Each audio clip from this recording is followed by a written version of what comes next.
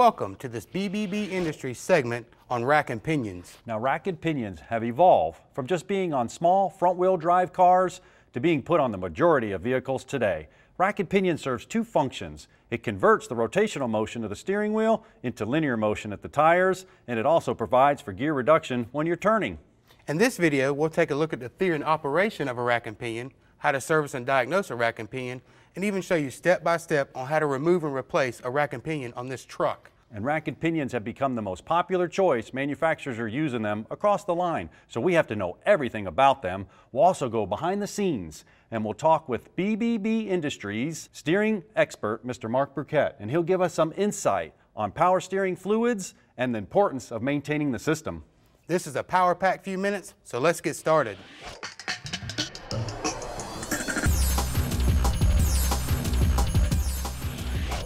This is a rack and pinion assembly that Cutaway Creations sent us, and it gives us a good look of how it actually functions.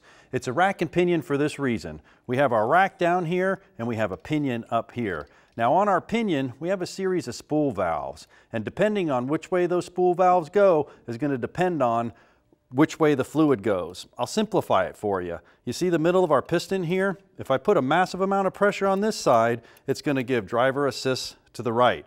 If I put a massive amount of fluid pressure on this side and none on that side, I'm going to get driver assist to the left. You can see our rack and our pinion contact each other, and as I turn the steering shaft, it's going to move either to the right or to the left. That's a good look at a rack. Now let's go over and see how Chase is doing with the diagnosing.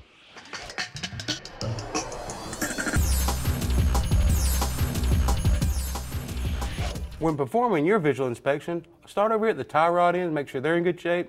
Check your bellow boots for any leakage, external leaks on the rack. And you also want to check your frame mounting bolts and make sure they're tight and secure. Everything seems to be in pretty good shape here. There's three diagnostic scenarios that we'll take a look at. Now they all may be alignment related, but we're going to talk about this rack and pinion. Now the first one is stiffness in steering. If you suspect that the car is hard to turn, you can always take a pressure gauge reading. Simply just hook it up in series with the high pressure line and make sure your pump's putting out sufficient fluid so your steering will be easy when you turn it to the right or to the left. Now the second one we're dealing with is vehicle pulls. If our spool valve's in the straight ahead position and it's putting fluid to too much on the right and none on the left, it's going to pull to the right all the time.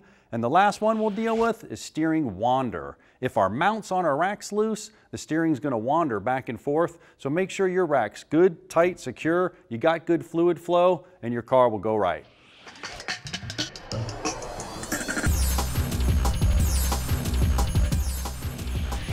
It's really important that you service and maintain your power steering system. And there's two ways we can do that. We can use a suction gun to remove the fluid from the reservoir, or we can use a power steering flush machine. Very simple to use. Hook it up to a battery source and just come down and hit start and follow the prompts. And remember to always put in fresh fluid when finished. It's all about the service. You just heard it from Chase. And we have with us from BBB Industries, a steering engineer, Mr. Mark Burkett. Mark, I'd like to ask you a few questions. What's the most common failure you find in a power steering system? Without a doubt, it's contaminated power steering fluid. As much as the pump is the heart of the system, the fluid is the lifeblood of the system. The fluid cleans, cools, lubricates, and conditions the seals in the system. It also helps transmit the hydraulic power to assist in the turning of the vehicle. It's important that you keep your fluid fresh so that you're not changing out more expensive components down the road. That's for sure. There's so many fluids out there. Can I put any fluid in my system? Absolutely not.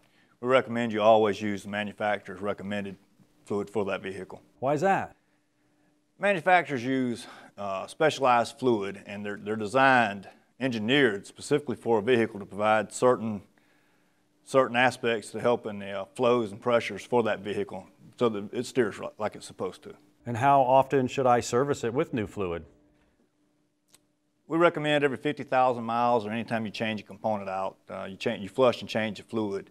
And while you're doing that, it's important to put an inline filter in there or change it if there's already one in there so it keeps the fluid fresh and it operates as it's supposed to.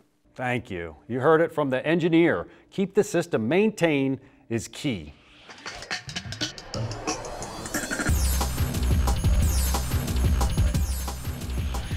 When removing your rack and pinion, first thing you want to do is remove your fluid, and we went ahead and did that. So next thing we need to do is remove our tie rods over here, remove our lines, our steering shaft bolts, and then we can remove our bolts from the rack itself, and then it will give us access to remove it from the vehicle. Great, looks like you got the rack out.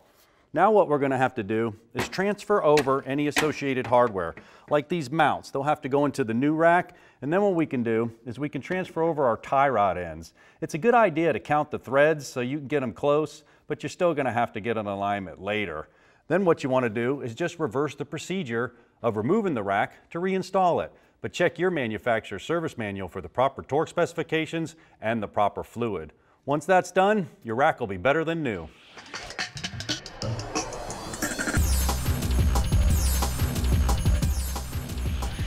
Well, John, replacing that rack and pinion was pretty simple. But remember, sometimes they're in between the frame, so check your service manual for the vehicle you're working on. And don't forget about the importance of flushing the fluid. You just put a high quality rack and pinion on your vehicle, you don't want to run any metal debris or old fluid from the system back through that pump. Recheck your work, verify it, take it on a test drive, make sure that it's safe. Remember, without a proper steering system, you can't turn the vehicle. So use these skills wisely when working on your rack and pinion.